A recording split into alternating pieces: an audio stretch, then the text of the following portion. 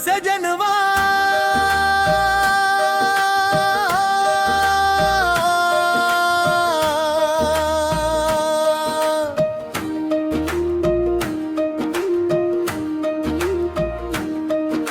सावन के अंजोरिया मनवा में उमंग, कांवरिया के पाँव में लागे भक्ति रंग।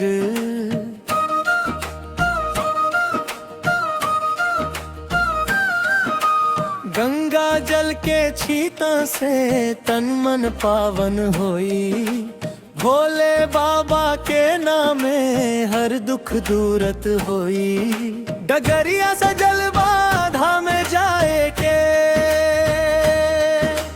मन तर से दर्शन बाबा पाए के।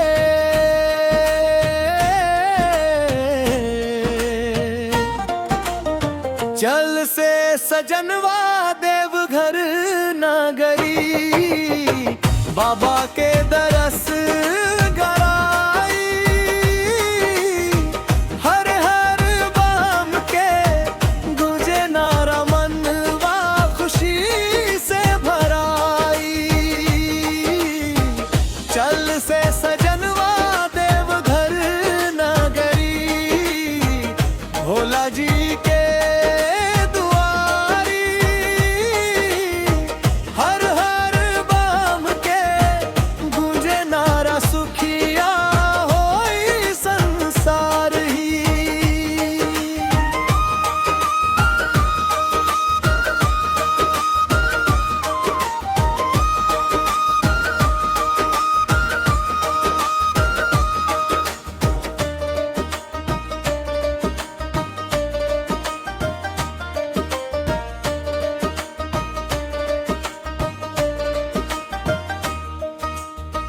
डमरू के बोल सुनी जागे भक्ति रात, घंटी के सुर में लागे जीवन के बात।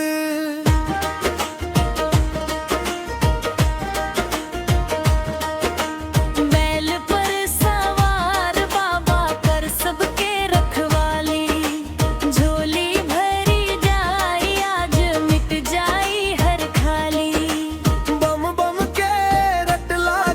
जुबान पर नाम सावन के मेहरबानी होखे सबके काम।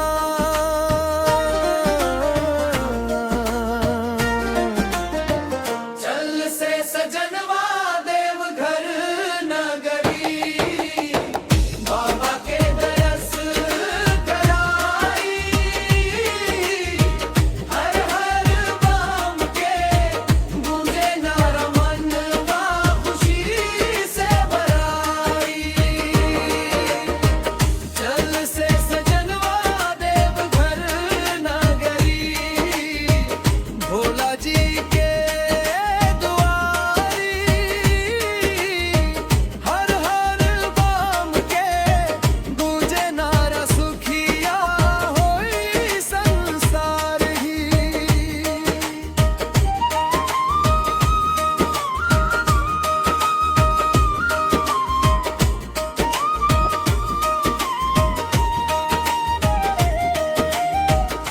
चढ़ाईब मनवार पाईब, मन के मुरादा बाबा से पाईब।